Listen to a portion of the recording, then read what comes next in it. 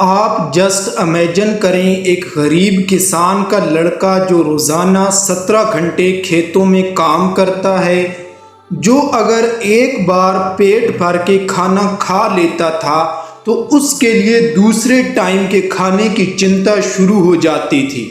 आप just imagine करो, उस गरीब किसान के लड़के ने 42 बिलियन डॉलर की कंपनी बना डाली।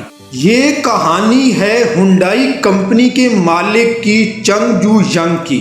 मैं इस चीज़ की आपको गारंटी देता हूँ कि ये वीडियो ख़त्म होने तक आपके सारे एक्सक्यूजेज, सारा स्ट्रेस ख़त्म हो जाएगा और आप आज से ही अपने ड्रीम पर काम करना शुरू कर दोगे। चंगजू यंग का जन्म 1915 में कोरिया के एक छोटे से गांव में हुआ था। वो बचपन से ही स्कूल टीचर बनना चाहते थे, लेकिन उनकी फैमिली की फाइनेंशियल कंडीशन इतनी ख़राब थी कि वो अपनी तालीम ही मुकम्मल न कर सके। उनको दिन रात अपनी फैमिली के साथ खेतों में काम करना पड़ता था, लेकिन उनकी लाइफ में ऐसे दिन भी आए जिस दिन उनको भूखा सोना पड़ता था। चंगजू यंग लकड़ियां बेचने के लिए एक करीब शहर में जाता था, जहां वो हर तरह के लोगों को देखता था, अमीर, गरीब, फकीर, रईस। जब उन्होंने देखा कि ये लोग बिना खेतों में काम करके इतना अच्छा लाइफस्टाइल जी रहे हैं, तो चंगजू को अपनी करंट लाइफ से नफरत होने लगी और वो अपनी लाइफ को भी उन्हीं लोगों की तरह गुजारना चाहते थे। एक दिन उन्होंने एक अखबार में एक न्यूज़ पढ़ी कि पास के एक शहर में कंस्ट्रक्शन प्रोजेक्ट चल रहा है। प्रोजेक्ट के लिए कंपनी को वर्कर की ज़रूरत है। चंगजू ने फैसला किया कि वो अपने घर से भाग जाएंगे और शहर जाकर काम करेंगे।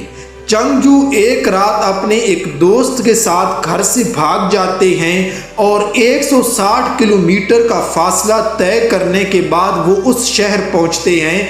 वहां एक लेबर के तौर पर काम करते हैं। काम बहुत ही मुश्किल था और कमाई बहुत ही कम। चंगजू इस काम से सेटिस्फाई थे, क्योंकि वो काम जो कर रहे थे पहली बार उसने खुद अपनी ज़िंदगी में चॉइस किया था। लेकिन घर से भागने के बाद उनकी फैमिली को 2 महीने बाद पता चल गया और फिर चंगजू को अपने साथ गांव ले गए और फिर दोबारा उनको खेतों में काम करना पड़ा। लेकिन चंगजू बिल्कुल भी खुश नहीं थे, क्योंकि उनको पता था कि वो फार्मिंग करके कभी भी अपनी बेटर लाइफस्टाइल नहीं बना सकते। उन्हें कोई बड़ा मूव लेना ही होगा। इन 2 महीनों के एक्सपीरियंस ने उन्हें कंस्ट्रक्शन और सिविल इंजीनियरिंग के बारे में बहुत कुछ सिखा दिया था। उन्होंने दोबारा घर से भागने की कोशिश की, लेकिन फिर दोबारा पकड़े गए। आखिरकार 18 साल की एज में चंगजू दोबारा घर से भाग जाते हैं और इस बार वो एक सोल सिटी पहुंचते हैं, जो आज के टाइम में साउथ कोरिया का कैपिटल है। चंगजू को वहाँ पे जितनी भी अपॉर्चुनिटी मिली वो सब उसने ग्रैब कर ली। सबसे पहले वो कंस्ट्रक्शन वर्कर बने, फिर फैक्ट्री वर्कर बने और फिर उसके बाद एक स्टोर में डिलीवरी बॉय का काम करने लगे। उस स्टोर के कस्टमर और ओनर चंगजू के काम से इतना ज़्यादा मुतासिर हुए कि सिर्फ 6 मंथ में ही चंगजू उस स्टोर के मैनेजर बन गए। उसके बाद चंगजू ने अपने हार्ड वर्क को डबल कर दिया और देखते ही देखते वो स्टोर उस सिटी का सबसे ज़्यादा प्रॉफिटेबल स्टोर बन गया।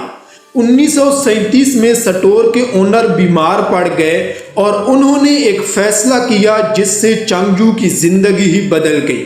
उन्होंने चंगजू की मेहनत को देखते हुए अपने स्टोर को चंगजू के हवाले कर दिया। 4 साल के अंदर ही एक खेतों में काम करने वाला लड़का सिटी के सबसे प्रॉफिटेबल स्टोर का मालिक बन गया। सब कुछ ठीक चल रहा था, चंगजू बहुत खुश थे, लेकिन वो खुशी ज़्यादा देर टिकने वाली नहीं थी। उसकी वजह थी वर्ल्ड वार 2। जापान कंट्री चाहता था कि जंग के दौरान उनके सारे सोल्जर को राइस की लिमिट खुराक मिलती रहे, जिसकी वजह से जापान ने सारे शॉप की ओनरशिप अपने हाथों में ले ली, जिसकी चंगजू की शॉप भी शामिल थी। इसी तरह सालों की मेहनत उनसे एक ही झटके में छीन ली गई। शायद ये फेलियर चंगजू की सक्सेस के लिए ज़रूरी था। चंगजू ने खुद से कहा, अगर कोई काम मैं दिलो जान से करूं तो यकीनन मैं उसमें कामयाब बनूंगा। 1940 में चंगजू ने 3000 का लोन लेकर कार रिपेयरिंग का बिजनेस शुरू किया। वो कहते हैं ना कि प्रॉब्लम अपना रास्ता ढूंढ ही लेती है। कार रिपेयरिंग का गिराज खोलने के 1 माह बाद उस गिराज में आग लग गई और दोबारा से सब कुछ खत्म हो गया। उस वक़्त चंगजू बहुत ज़्यादा डिफ़िकल्ट कंडीशन में थे।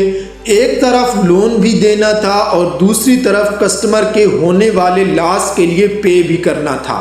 अगर कोई आम इंसान होता तो वो आसानी से हार मान लेता, बट चंगजू कोई आम इंसान नहीं थे। उन्होंने फिर 4500 रुपए का लोन लिया और पहले से अच्छा गिराज खड़ा किया।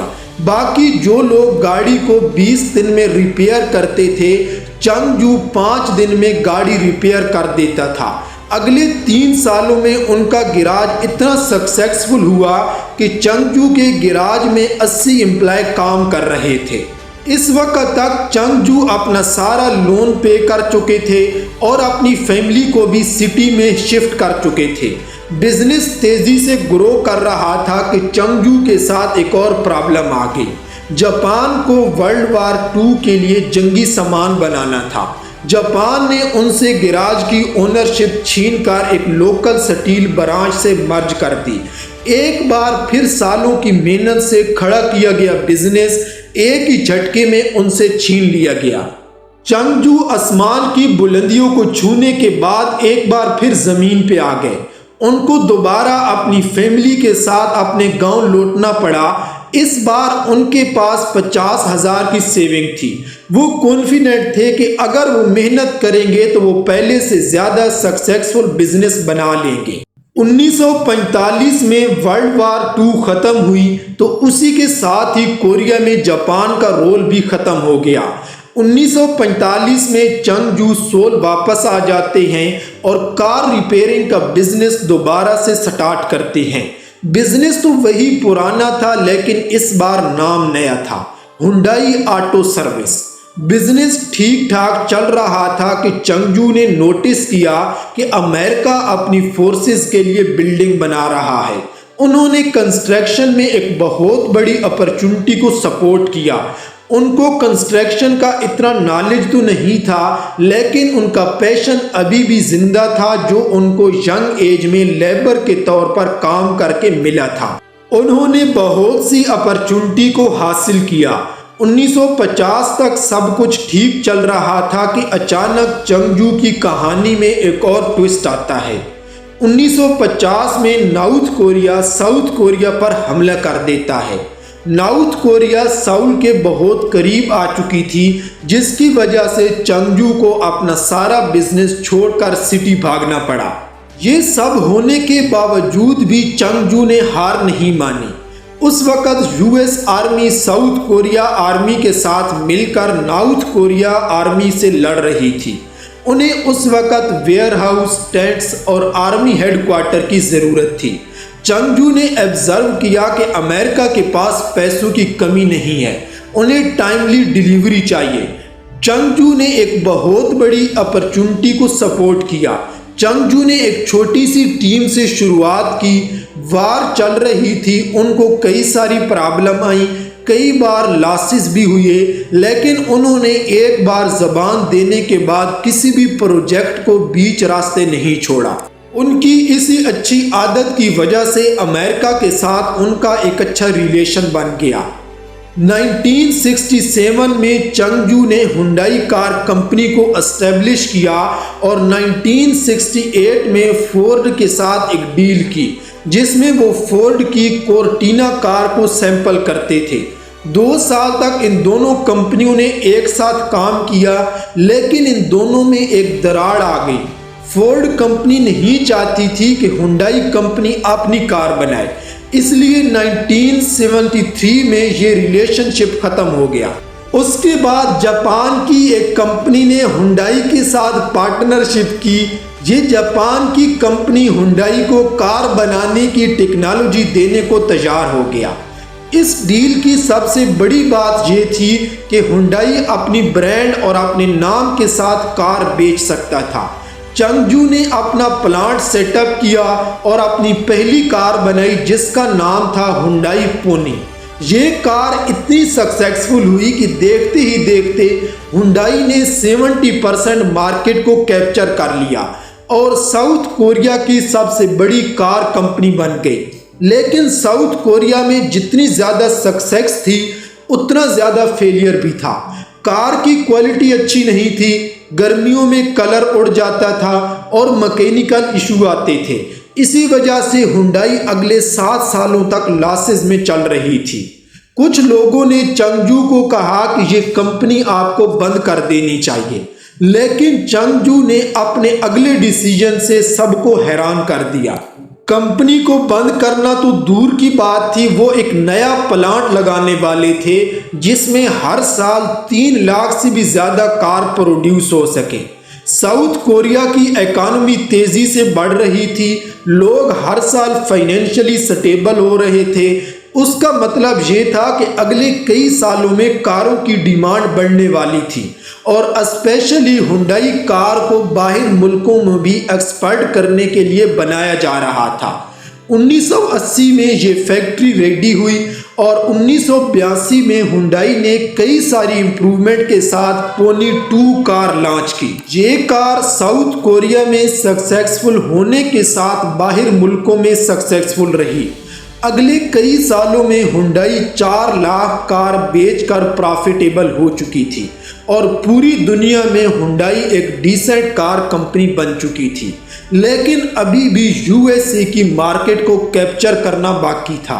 हुंडई वाले ये बात अच्छी तरह जानते थे कि यूएसए में सेकेंड हैंड कार की डिमांड बहुत ज़्यादा है। उन्होंने सेकेंड हैंड कार की प्राइस पे अपनी new car Hyundai Excel launch की और वो भी 5 साल की वारंटी के साथ। इस स्ट्रेटजी ने यूएसए में आग लगा दी। सब लोग सेकेंड हैंड कार बाय करने की बजाय हुंडई एक्सल खरीदने लगे। 1986 में 1,70,000 हुंडई एक्सल कार बेची गई और 1987 में 2,60,000 कार बेची गई और इसी तरह हुंडई एक सक्सेसफुल बड़ी कंपनी बन गई। और चंगजू ने 72 साल की एज में कंपनी को भाई और बेटों के हवाले कर दिया, जिन्होंने और ज़्यादा मेहनत करके हुंडई को और ज़्यादा सक्सेसफुल बनाया, जिसकी वजह से हुंडई आज दुनिया की तीसरी बड़ी कंपनी है। हुंडई कार बनाने के साथ साथ और भी कई सारे प्रोजेक्ट में काम करती है, जिसमें 42 कंपनियां हैं, जिसमें Hyundai elevator, Hyundai information technology, Hyundai heavy industries हैं। ये दुनिया की सबसे बड़ी कंपनियां हैं। इसी वजह से आज साउथ कोरिया जापान को पीछे छोड़कर सबसे ज़्यादा शिप बनाने वाली कंट्री बन पाई है। साउथ कोरिया के लिए हुंडई सिर्फ एक कंपनी नहीं है, बल्कि हुंडई एक इंस्टीट्यूट है जिसने कंट्री को रीबिल्ड किया, हज़ारों जॉब अपॉर्चुनिटी क्रिएट की और इन सब की शुरुआत की थी गांव के एक ऐसे लड़के ने जो 2 वक्त की रोटी की खातिर खेतों में 17 घंटे काम करता था, जो ना ही ज़्यादा पढ़ा लिखा था और ना ही ज़्यादा स्मार्ट। अगर उसके पास कुछ था तो वो था एक विजन और सबसे ज़्यादा अपनी ज़िंदगी को बदलने का जुनून।